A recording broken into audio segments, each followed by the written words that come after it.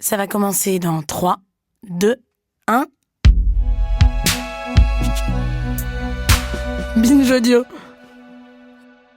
Salut, c'est Thomas Rozek.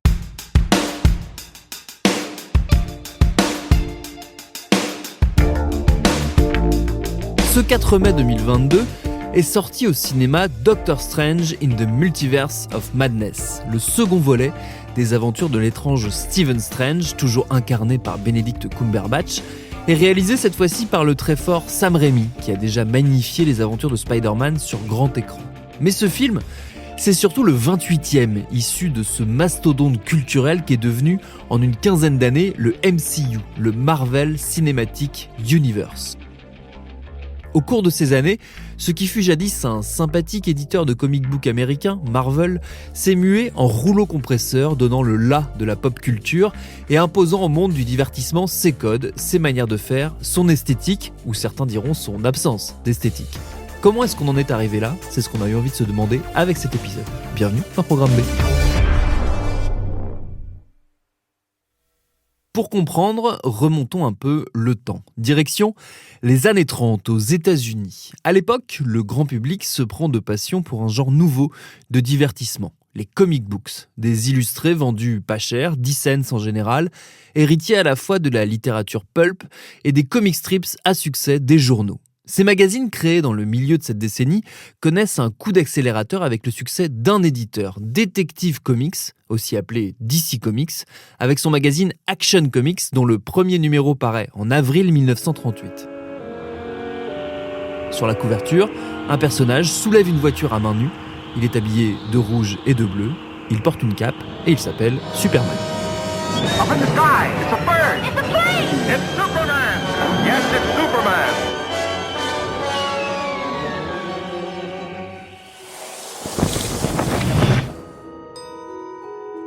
C'est une vraie révolution. En inventant les super-héros tels qu'on les connaît aujourd'hui, DC Comics ouvre grand la voie au succès massif de la culture comics aux États-Unis et suscite des vocations.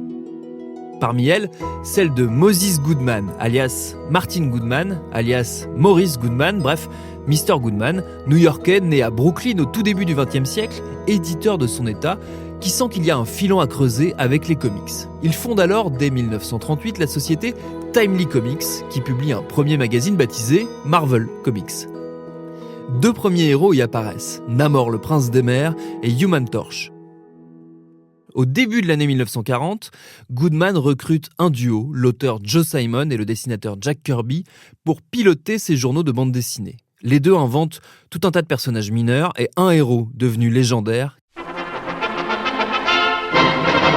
Captain America, très fortement influencé par le contexte guerrier de l'époque.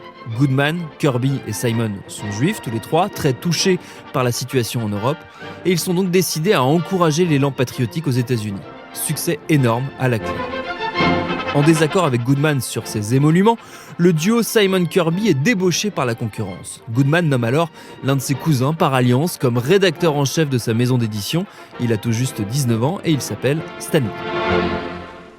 Après un passage sous les drapeaux, le temps de la guerre, au service de communication des armées, Stan Lee prend les rênes de Timely. Hélas, le temps des super-héros semble être déjà révolu une fois le conflit mondial passé. Goodman étant demandeur de résultats, l'éditeur touche à tous les types de récits. Horreur, fantastique, western, policier, récits de guerre, d'aventure en tout genre. Timely devient Atlas Comics en 1951 et tente de tenir le choc. D'autant plus difficilement qu'en 1954 est institué le terrible CCA, le Comics Code Authority. Un code de bonne conduite initié par les éditeurs eux-mêmes pour sortir de l'ornière un secteur très mal perçu dans l'Amérique pieuse et pudibonde des années 50.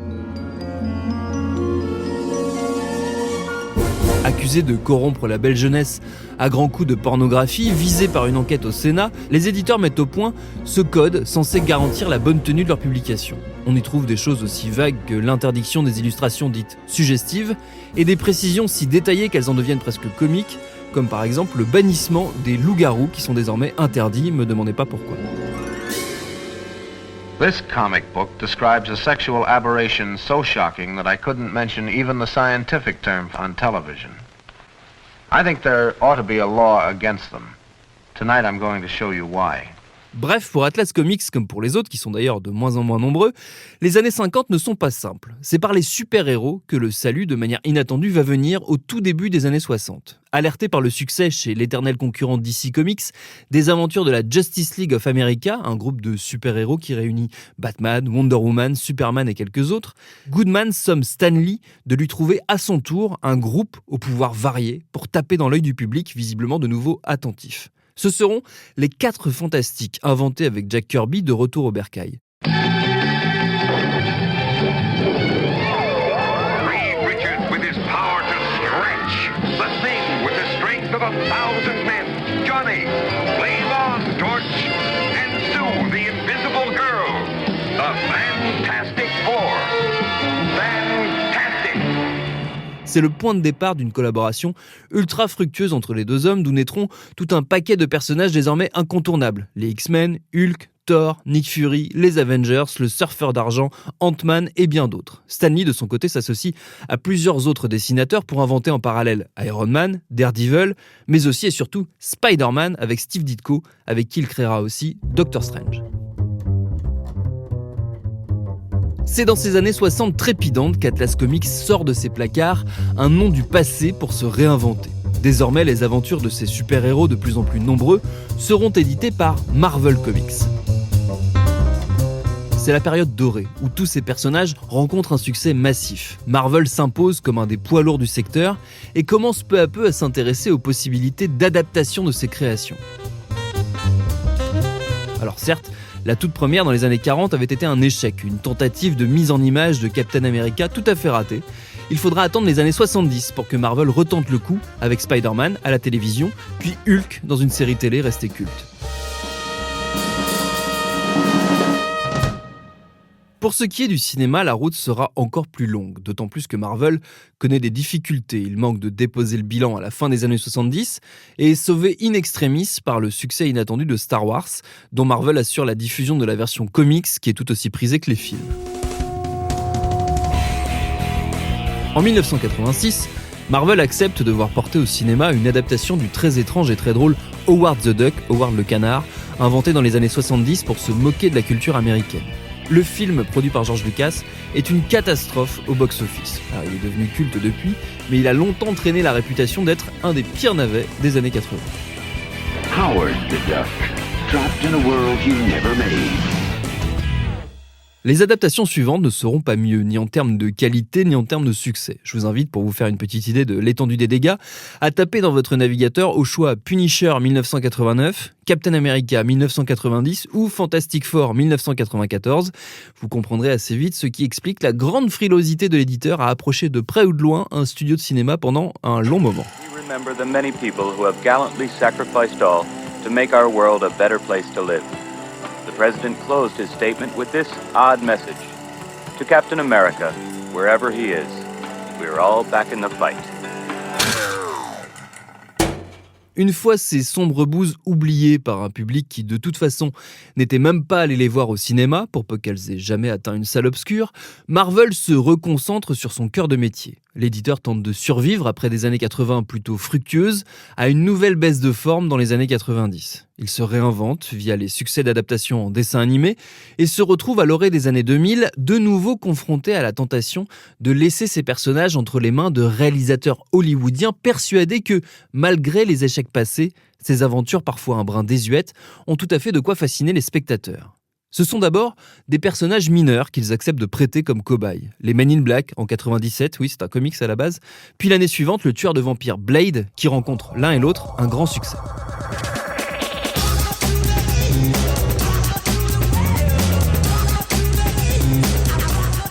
Le temps des super-héros au cinéma a-t-il sonné ? Ce serait la martingale pour Marvel. Sauf que les choses ne sont pas si simples. L'éditeur a eu en effet la mauvaise idée de laisser partir pas mal des droits d'adaptation de ses personnages entre diverses mains, notamment l'un des plus fameux d'entre eux, Spider-Man, dans les années 80. C'est un redoutable duo qui a mis la main sur l'homme araignée, Menahem Golan et Yoram Globus, les têtes pensantes du studio israélien Canon, les rois du film d'exploitation ambiance action, gros muscles et cascades en tout genre, avec à l'écran des stars aux répliques fracassantes, Stallone, Charles Bronson, Jean-Claude Van Damme et l'inévitable Chuck Norris. Spider-Man vu par la Canon, ça aurait pu marcher, mais la production s'enlise. Le projet passe de main en main, Canon connaît quelques revers de fortune, notamment l'échec du tout pourrave Superman 4, qui commence à les faire douter de la possibilité de rencontrer le succès avec des super-héros. Ajoutez à ça des batailles juridiques, des rachats en cascade, et vous aboutissez à l'année 2002 où enfin sort au cinéma la première adaptation de l'Homme Araignée. Elle est signée Sam Raimi, produite par Columbia et sa maison mère Sony, et c'est un énorme carton.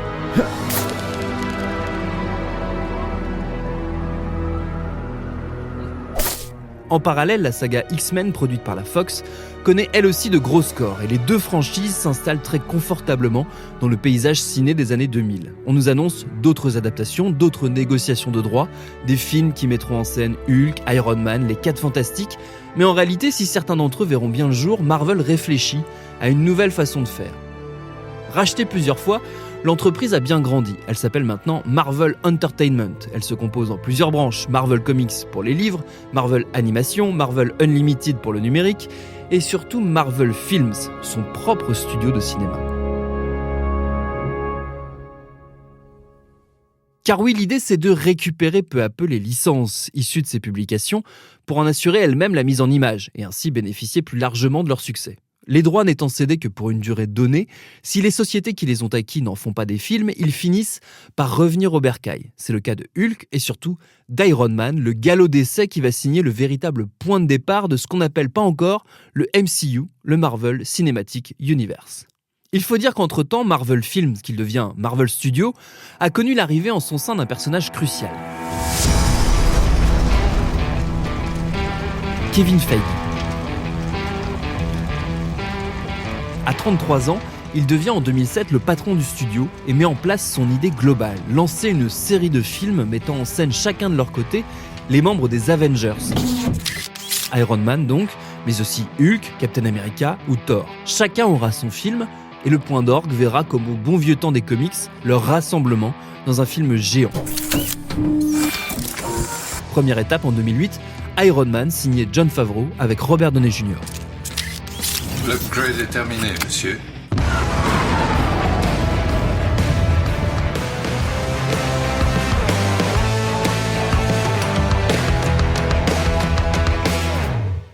Dès l'origine, donc, Feige a en tête cette collection de films, et les indices apparaissent dès ce premier volet via la fameuse scène post-générique où on voit Samuel L. Jackson, alias Nick Fury, annoncer à Iron Man qu'il n'est pas le seul super-héros sur Terre, sous-entendant qu'une réunion serait peut-être une bonne idée. On trouve ici résumé toute l'ambition de ce MCU première génération, et c'est immédiatement un succès. Avec ses 140 millions de dollars de budget, le film rapporte 4 fois plus de 580 millions de dollars. Et il ouvre la voie au grand projet de Feige, objectif 1 ou 2 films par an, pour aboutir aux Avengers confiés à Joss Whedon en 2012.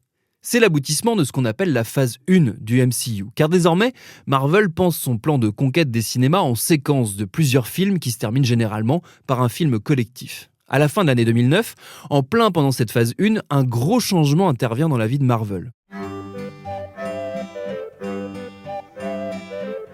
Son rachat par Disney pour la coquette somme de 4 milliards de dollars. L'Historic Studio, déjà plutôt solide sur ses appuis en termes de popularité, devient avec cet ajout un véritable mastodonte qui a un but très clair, régner en maître sur l'industrie du divertissement. Donald, c'est une idée de génie! Les films s'enchaînent alors sans cesse, avec leurs avalanches de stars, de Scarlett Johansson à Mark Ruffalo, en passant par Chris Hemsworth ou Chris Evans, auxquels il faut bien sûr ajouter toute une galerie de super méchants et de personnages secondaires qui ont vu défiler quelques gloires parfois un petit peu fanées, Mickey Rourke, Jeff Bridges, Anthony Hopkins, Idris Elba, etc., etc. Et derrière la caméra aussi d'ailleurs, se succèdent des noms très bankable, Kenneth Branagh, Shane Black, James Gunn ou encore Edgar Wright, l'un des réalisateurs les plus enthousiasmants de sa génération, qui est annoncé aux commandes d'un film sur Ant-Man, dont le développement peine à aboutir, jusqu'à ce que, catastrophe, il soit viré tout bonnement de son film, qui est refilé à un autre. C'est un point de bascule, et c'est le signe que Marvel a changé de braquet. C'est ce que m'a expliqué mon camarade journaliste François Caux, qu'on peut lire notamment dans les colonnes du magazine Mad Movies. Je pense que le point vraiment de bascule sur l'appréhension de l'univers Marvel comme machine à broyer les consciences artistiques, ça a été le fait que Edgar Wright se fasse remercier du projet Ant-Man qu'il avait développé pendant des années et que son successeur à la réalisation, Peyton Reed, lui a piqué a priori pas mal d'idées. Alors Edgar Wright s'en défend, je pense qu'il a un accord pour ne pas divulguer les informations de création, mais ça paraît assez évident en fait quand on compare la filmographie de Peyton Reed et celle de Edgar Wright, que voilà, certaines idées, type les montages qui illustrent un petit peu les pensées en escalier du personnage de Michael Peña, bah, c'est du Edgar Wright, c'est pas du Peyton Reed. Et à partir de ce moment-là, en fait, je me suis dit, ah ouais, les velléités artistiques chez Marvel, c'est interdit, en fait, ça n'est pas possible. Mais alors pourquoi c'est pas possible ? Ou pourquoi ça n'est plus possible ? Eh bien pour toutes les raisons évoquées plus tôt. L'ambition de Marvel de construire un monde cinématographique complet, chaque film devant répondre à l'autre et s'enchaîner sans à-coups, sans fausses notes, là où son éternel rival DC Comics pédale dans une semoule de plus en plus épaisse à mesure que les adaptations de ses œuvres se multiplient chez Warner, son partenaire. Marvel a décidé de faire de son côté dans le contrôle total, quitte à dissoudre toute originalité artistique. Parce que chez Marvel, il y a une unité. Il y a, contrairement à DC, où c'est vraiment une zumba de tous les diables au niveau cohérence d'univers, il y a une unité qui est tenue d'une main de fer par Kevin Feige, c'est-à-dire que chaque réalisateur doit suivre un patron dont il ne doit pas trop sortir. Il peut y avoir certaines idées, et c'est vraiment par petites touches. Quand Marvel débauche Chloé Zhao, elle a le droit de faire des plans de ciel à l'heure dorée, à l'heure parfaite, un petit peu comme Malik, mais c'est tout. En fait, c'est vraiment sa seule touche de personnalité qu'elle a le droit de mettre dans ce film. Chez Ryan Coogler, dans Black Panther, a pu développer tout un univers à part parce que lui, ça emprunte vraiment, en plus, à une esthétique particulière qui est l'afrofuturisme. Mais c'est vraiment des trucs à part. C'est où il faut être sur une autre planète ou sur le continent africain, ce qui montre un petit peu aussi l'américanocentrisme de l'univers Marvel. Sinon, c'est un patron qu'il faut respecter, dont il ne faut pas sortir des clous. Et les films des frères Russo, à ce niveau-là, c'est vraiment l'exemple absolu. La fin d'Avengers Endgame, qui est censé être le climax des 18 films qui ont précédé, c'est un truc sur un terrain vague, marronâtre, grisâtre, avec des petites touches violettes, et ça avait marqué en fait Lucretia Martel, cette cinéaste qui avait été approchée pour diriger le film Black Widow, et avec qui on avait dit bon, les scènes d'action, vous en faites pas, c'est la seconde équipe qui s'en occupe. Lucretia Martel avait dit mais non, en fait, moi, si je veux faire Black Widow, c'est aussi pour réaliser des scènes d'action comme je l'entends en fait. Et tout se recoupe vers cette espèce de compromis et il faut pas trop dépasser des marges, et quand on dépasse, ça dure jamais bien longtemps. Cette unité, on la retrouve aussi, on l'a dit, dans l'esthétique même des films, qui forcément, puisqu'ils répondent à des cahiers des charges extrêmement précis, ont tous à peu près l'air d'avoir été faits par une seule et même personne. C'est d'ailleurs peut-être une des raisons du succès de Marvel, qui a compris très tôt le basculement de l'industrie du divertissement dans un référentiel où les codes de la série télé dominent. Ceci étant dit, pourquoi les films Marvel et les blockbusters qui s'en inspirent ont tous cette patine un peu terne, un peu grisâtre ? Alors, l'esthétique Marvel, en fait, a accompagné tous ces changements d'appréhension de l'image. C'est le fait que la résolution numérique est beaucoup plus claire. Toutes les aspérités du visage, ça apparaît, ça te pète la gueule, en fait. Et c'est un problème pour tous ces super-héros qui sont censés être extrêmement lisses. Et donc, on va jouer sur un côté plus terne de l'image. D'autant qu'après, les gens vont voir ça chez eux, sur des téléviseurs qui sont entre 60 et jusqu'à 240 images secondes et qui créent, en fait, des espèces de fausses images comme ça par rapport au calcul, par rapport à des objets qui sont en mouvement ou pas. Et quand il y a des explosions et ce genre de trucs, des chutes, des choses très très dures à calculer, ça donne une impression d'irréalité, en fait, de quelque chose de fake. Moi, ça m'agresse parce que j'ai été élevé en regardant de la pellicule et en regardant du 24 images secondes.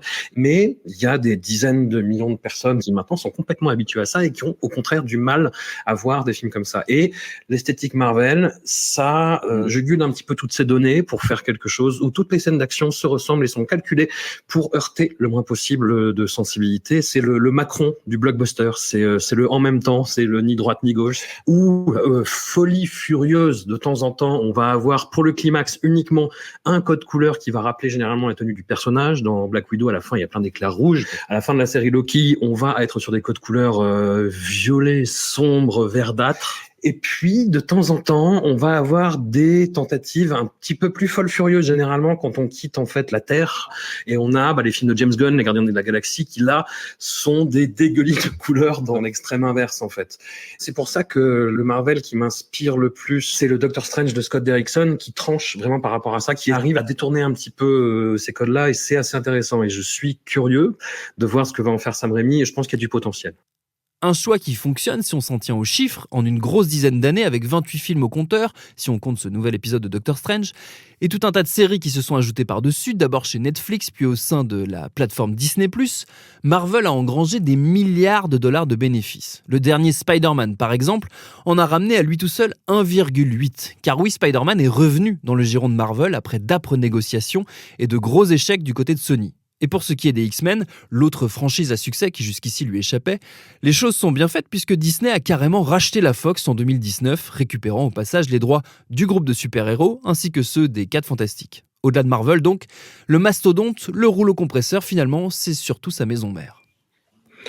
Ce côté démesuré, il vient de la place qu'occupe désormais l'empire Disney sur le divertissement mondial en fait, qui a atteint une hégémonie qu'on n'a jamais connue avant. Et en termes d'occupation d'espace, en termes de production de films, les exploitants, s'ils veulent continuer à être dans les bons petits papiers de Marvel, ils doivent garantir que tel film va rester au moins 3 semaines dans au moins tant de salles, et ça va aller en s'empirant en fait, parce que ce dont on parlait la dernière fois sur la durée des films, c'est qu'il y a vraiment cette politique d'occupation et même d'annihiler toute concurrence, que ce soit par justement la durée des films, par le fait qu'il faut que ce soit dans un certain nombre de salles, etc. Et le public, on a pris l'habitude, s'est plié, et avec la crise Covid, ne veut plus voir que des choses extrêmement spectaculaires. Il y a une vraie défiance sur le fait de retourner en salle. Il faut qu'on se déplace pour quelque chose qui en vaille la peine. Et surtout que les prix, en plus, ont augmenté de façon assez significative. Et voilà, maintenant, si tu veux te déplacer, il faut un grand spectacle. Il faut quelque chose qui dure 2h30, qui justifie tout le prix que tu vas mettre là-dedans. Ce qui est par ailleurs fascinant, c'est de voir à quel point la stratégie industrielle de Marvel se lit dans ses films. Par exemple, si on reprend le cas de Spider-Man récupéré au prix d'un accord avec Sony, la construction des films et des intrigues est imaginée de façon à tendre des ponts entre les univers déjà développés ailleurs et les nouveaux, d'où la très commentée apparition des 3 acteurs qui ont incarné Spider-Man au cinéma au sein du même film. D'où aussi la façon dont tout ça communique avec les films que Sony développe encore en partenariat avec Marvel autour des méchants issus de l'univers Spider-Man comme Venom et Morbius, dont des scènes entières font écho au MCU. En termes de domination, on peut difficilement imaginer plus balèze.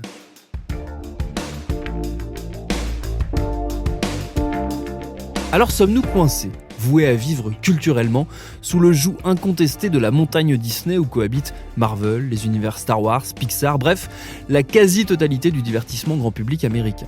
Ou alors faut-il espérer voir la recette prendre des saveurs étonnantes grâce à l'inventivité de quelques réalisateurs dont le talent résistera et ne sera pas dissous au passage? Sam Raimi par exemple, encore lui, l'homme qui a contribué à lancer avec brio la mode des films tirés des comics. Sam Raimi donc, très attendu sur ce nouveau Doctor Strange. Est-ce que ce serait lui, le héros dont nous avons besoin? Merci à François Caux d'avoir apporté ses éclairages à cet épisode réalisé par Paul Berthiaud. Prise de son, Elisa Grenet. Programme B, c'est un podcast de Binge Audio préparé par Lauren Bess. Tous nos épisodes, les anciens comme les nouveaux, sont à retrouver sur toutes vos applis de podcast. Cherchez-nous sur Internet si vous voulez nous parler. Et à très vite pour un nouvel épisode.